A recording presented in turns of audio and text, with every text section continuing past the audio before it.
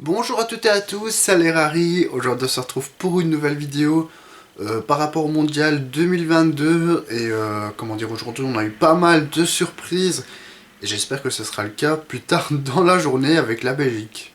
On va tout de suite commencer avec le match France-Tunisie, donc gagné par les Tunisiens par le score de 0-1 et pas 1-1 parce que comment dire, moi je suis le match avec la chaîne belge évidemment, mais sur TF1 apparemment on n'a pas vu la VAR, enfin c'est même sûr.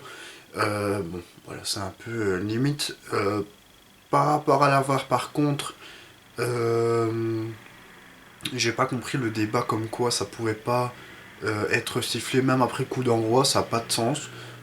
Ça s'est déjà fait de nombreuses fois et on l'a même vu en Ligue des Champions qu'à un match terminé, on a vu avec le dernier match de l'Atlético contre il me semble que c'était Porto ou bien Leverkusen, je ne sais plus, que la fin du match avait été sifflée et que après on est revenu sur le match avec un penalty d'ailleurs qui a été raté me semble le penalty si je me rappelle bien.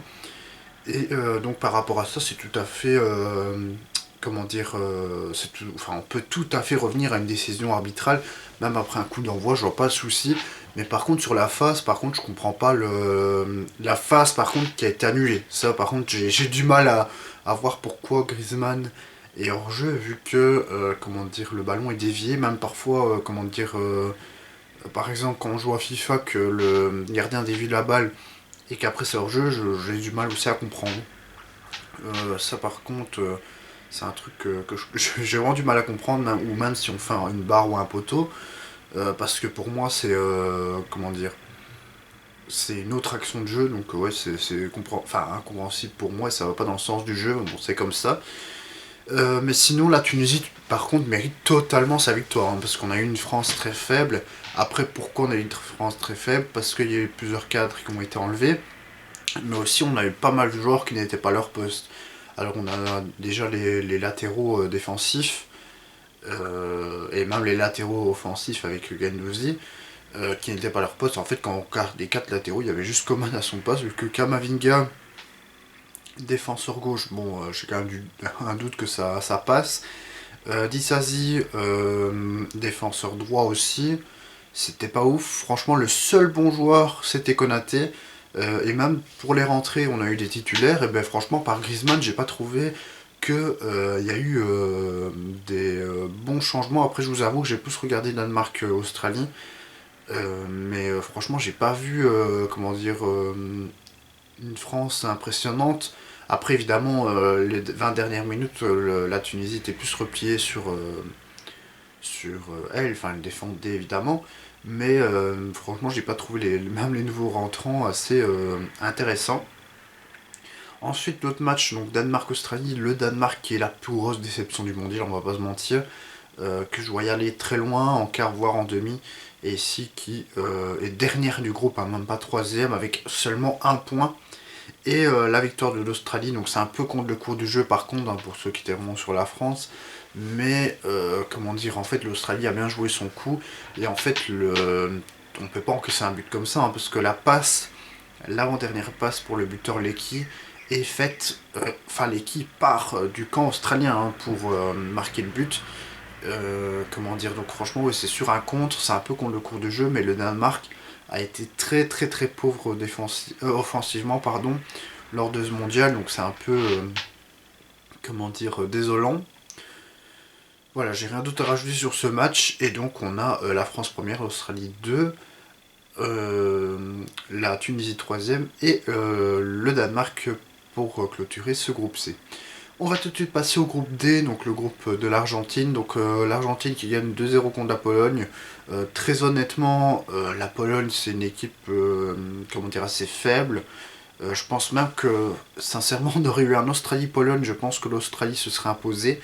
Tellement cette équipe en fait ne peut compter que sur un joueur qui est Chesney, hein. Franchement c'est pour moi c'est le deuxième meilleur gardien du mondial après un autre du groupe. Mais sincèrement, il rattrape deux pénaltys en face du groupe. Je crois que ça arrivait que deux fois, dont lui hein, d'ailleurs, lors d'une Coupe du Monde. Non, sincèrement, c'est ouf hein, ce qu'il fait Chesney, parce que sincèrement, c'est l'homme polonais. Bon, après, ça n'a pas suffi. Le penalty de Messi était quand même bien tiré. Et donc ensuite, on a eu des buts de McAllister et de Julian Alvarez. D'ailleurs, très bon joueur sur Julian Alvarez et même McAllister. D'ailleurs, une petite surprise, mais qui est plutôt pas mal avec cette équipe d'Argentine. Voilà, rien d'autre à rajouter. La victoire est totalement méritée. On va tout de suite passer avec Arabie Saoudite, Mexique. Donc, score final 1-2 pour les Mexicains. Là j'avais plus parié, donc c'est vrai que sur le premier match j'avais plus parié le Danemark qui passera avec la France qui était déjà qualifiée bien sûr. Et là j'avais parié Argentine, Arabie Saoudite. Et en fait comment dire, le Mexique en fait a très bien joué, mérite totalement son match, mais a joué qu'un match tout simplement. Donc ça a été 2-0, donc un coup franc par contre magistral. Sincèrement, c'est le seul but pour moi qui peut rivaliser avec le but de Richarlison. Le coup franc est magnifique, il est au-delà des 30 mètres. Comment dire, le gardien saoudien ne peut rien faire. Ensuite, il retente le main de l'autre angle, mais là, il arrive à la rattraper le gardien. Et comment dire, le premier but aussi mérité. Il y a même un but, il me semble, qui était hors jeu. Comment dire, et après la Al Dorsari qui réduit la marque en fin de match et qui réduit à néant les espoirs de qualification du Mexique, parce que pendant un long moment c'était 2-0 dans les deux matchs, donc il aurait suffi d'un but pour le Mexique, ou bien que si l'Argentine avait marqué un but en plus, si l'Arabie Saoudite n'aurait pas marqué, aurait pu comment dire, se qualifier, vu qu'ils sont égalité de points, ça s'est rejoué à un but marqué. Donc pour moi, comment dire, la Pologne est peut-être l'équipe la plus faible du groupe et elle passe deuxième, hein, donc bravo à elle, mais surtout à son gardien Szczesny qui a été pour moi enfin un des deux meilleurs du mondial. Avec le gardien saoudien, j'ai un doute sur son nom, c'est Al Dohai, c'est un truc ainsi. Comment dire, que je trouve excellent parce qu'en plus c'est pas facile parce que l'Arabie Saoudite défend très haut et il fait souvent des sorties, donc franchement ouais, je trouve ça assez impressionnant pour ce style d'équipe souvent qui a pas des très bons gardiens, et franchement non, je les trouve assez impressionnant ce gardien pour moi premier, et Szczesny deuxième gardien, donc on a eu vraiment des très bons gardiens dans ces groupes. Alors les matchs d'aujourd'hui, donc on a Maroc-Canada. Donc là je vois une victoire du Canada. Par contre je vois bien une petite surprise parce que franchement ils sont très mal payés les Canadiens, un peu comme la Corée du Sud. Et je vois bien cette équipe canadienne sauver l'honneur et gagner son dernier match. Par contre je vois quand même le Maroc qualifié parce que Croatie-Belgique, je ne vais pas être très objectif vu que je suis belge, mais je vais quand même dire victoire de la Croatie. Parce que franchement cette équipe croate m'a très bien plu lors du deuxième match. Je trouve que le premier match était assez catastrophique, mais le deuxième match était assez bon. Par contre, la Belgique, c'est pas ouf, on va pas se mentir, les deux matchs, la victoire est totalement imméritée lors du premier match, bon, même si j'aime pas cette notion de mérite, mais comment dire, et contre le cours de jeu, voilà, si on aurait été plus précis. Et le deuxième match, le Maroc évidemment mérite sa victoire, surtout lors de la deuxième mi-temps, qui était cataclysmique. Donc, je vois évidemment la Croatie se qualifier, ainsi que le Maroc, mais je vois quand même une victoire du Canada. Ensuite, dans l'autre groupe, donc on a Allemagne-Espagne. Qu'est-ce que je dis? En plus, j'ai pensé à Japon en disant Allemagne. Japon-Espagne et Allemagne-Costa Rica. Donc, Allemagne-Costa Rica, pour moi, ça va être facile, hein, je vois vraiment une victoire allemande. Par contre, comment dire, pour Espagne-Japon, ça va peut-être vous surprendre, mais je vois une courte victoire du Japon qui qualifierait donc le Japon et l'Espagne.